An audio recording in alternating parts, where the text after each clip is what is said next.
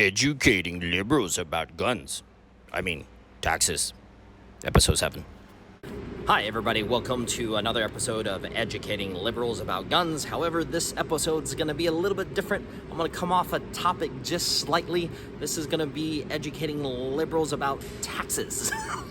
I felt it really important just to rehash this subject. I've been seeing Kamala Harris speaking a lot in regards to pay their fair share, make them pay their fair share. And look, everybody has a different definition of fairness, so I'm not here to tell you what's fair or what's not fair. Just like in every other video, I'm going to provide you with the information. You come up with that definition for yourself, whether you think it's fair or not fair, right? So my opinion is my opinion, and I believe we do pay our fair share. And I say we because being a self-employed gun store owner with employees, I kind of fall into that corporate veil where she wants them to pay their fair share. Okay, so let's start sharing some numbers for you, right? That Harris has been campaigning that she's going to raise the taxes on the rich and wealthy, that they need to pay their fair share. Okay, so let's start going through. These are factual numbers. I'm not making any of this up. Google it for yourself. Don't take my word for it. This information is all out there for you to have for yourself if you don't want to believe me.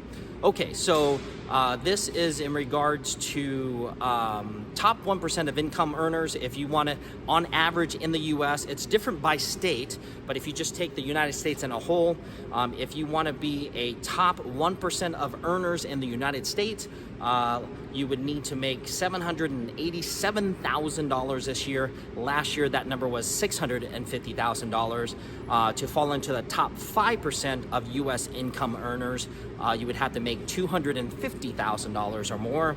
Top 10% is $170,000 or more. And the elite of the elite, I do not fall in this category, by the way. If you want to be the top, not 1%, top 0.1%, so 1% of 1% was a tenth of percent or 1,000, whatever that is. So this is 0.01%. That's what it is, okay? So if you want to be in the 0.01% of U.S. income earners, you would have to make at least $3.3 million. Not me. Okay, these are the effective federal tax rates for this year. There's singles, household, head of household, filing jointly. I just did single. I just keep it simple.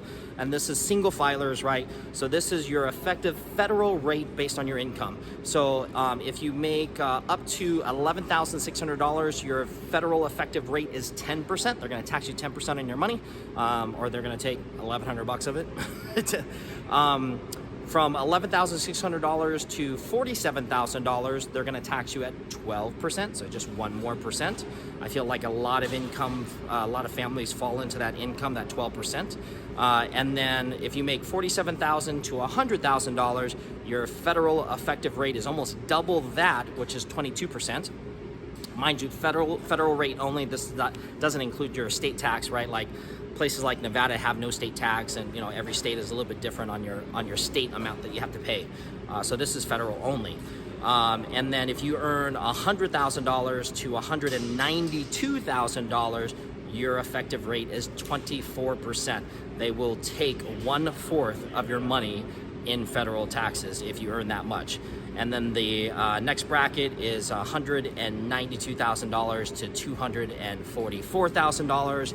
Your effective rate is 32%.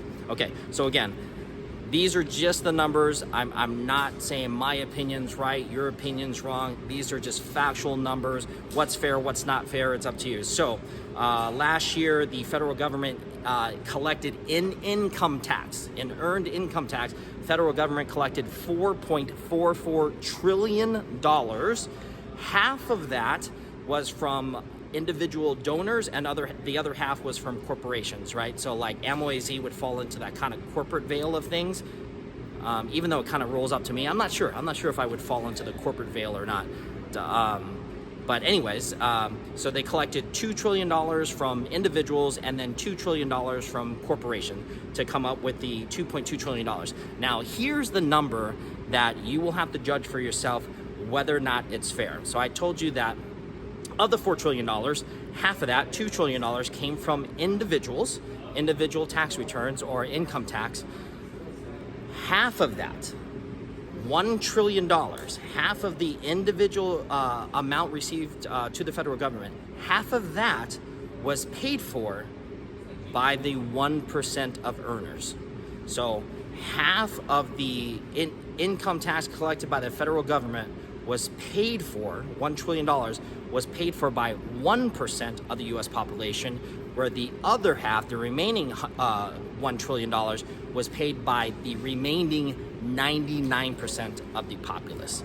So judge for yourself. Is that fair? I think it's unfair. I mean, or how should I say? It's more than fair.